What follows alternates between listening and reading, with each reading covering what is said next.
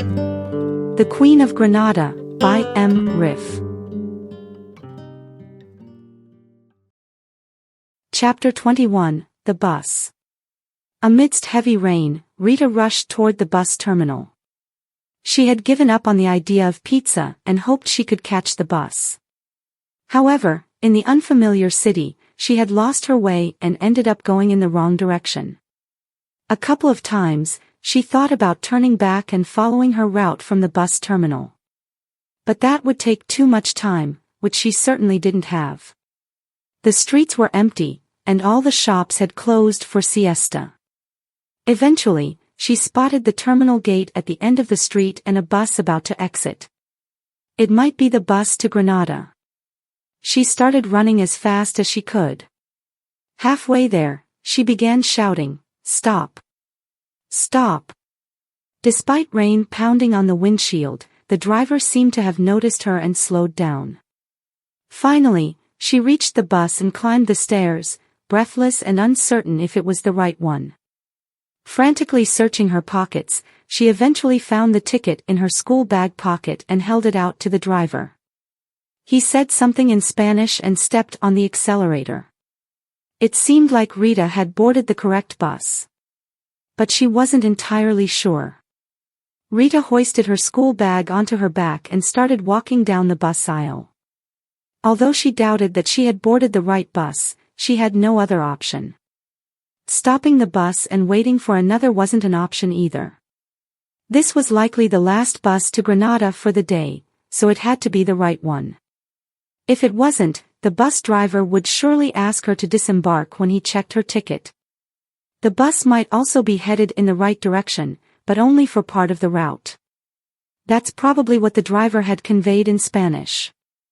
He likely emphasized that it was her responsibility to ensure she got off at the right stop to catch the Granada-bound bus. However, Rita had no earthly chance of doing so. She was unfamiliar with the area, and even if she weren't, it would be nearly impossible to orient herself with dew and rain obscuring the windows. She felt she had learned so little at the school in Denmark. Just a 3.5-hour flight away, she was in Spain, another European country. But she knew nothing about the country's customs and couldn't identify the fruits at the greengrocer from her textbooks.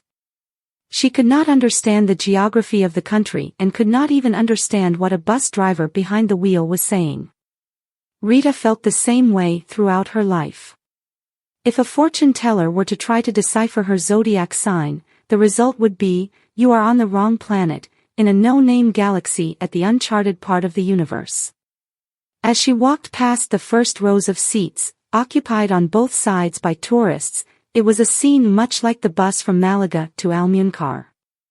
Rita took her time to see if any faces looked familiar, but they didn't. It appeared she was staring at people a bit too intently, and this didn't go unnoticed. Some people returned her gaze, but most averted their eyes. What troubled Rita the most was the fact that she couldn't spot the Dutch elderly gentleman and his daughter who were supposed to be on this bus to Granada. It was possible that he had fallen and gotten hurt, judging by how unsteadily he walked, and thus they might not be on this bus. Perhaps the daughter's stomach ailment had worsened, and they opted to wait for the next bus. There was certainly no restroom on board if she needed frequent bathroom trips. After a few more rows of seats, only local passengers remained, creating a clear divide. Spaniards behaved differently from the tourists, who mostly had a Northern European appearance and stayed quiet. They were occupied with crossword puzzles, reading travel guides, or just dozing off. In contrast, Spaniards engaged in lively conversations, especially the Spanish women who chatted like waterfalls. They even juggled keeping multiple conversations going at the same time, gesturing with their heads, arms and legs.